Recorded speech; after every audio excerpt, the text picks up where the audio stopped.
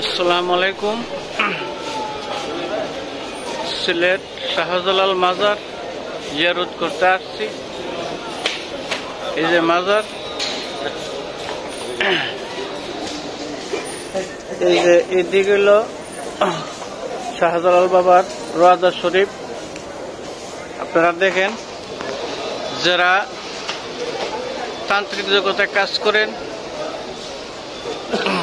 মুতাব্বির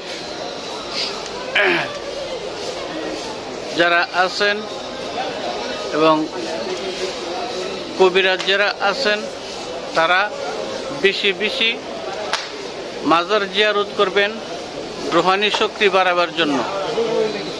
Rouhani শক্তি বাড়াতে হলে প্রত্যেক দিন নামাজ পড়তে হবে, প্রত্যেক দিন গোসল করতে হবে, মাজার জিয়ারত করতে হবে, মাজারে মসজিদে এসে নামাজ পড়তে হবে, প্রত্যেক দিন জাম্মার নামাজ পড়বেন, 5 ওয়াক্ত নামাজ সবসময় পড়বেন।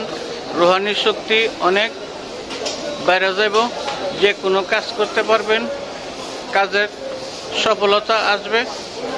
এই যে মসজিদ, শাহজালাল বাবার মসজিদ। এই যে আমার বাম দিকে হইল আপনার বাবার মাজার, শাহজালাল মাজার। এই যে মসজিদ, দেখেন জিয়ারত করতে আসছি। আপনারা এরকম বললে আসবেন, মাজারে আসবেন, জিয়ারত করবেন। এই যে দেখেন মাজারের গেট।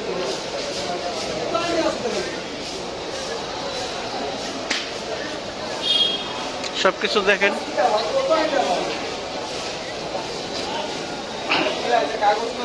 সবকিছু দেখেন।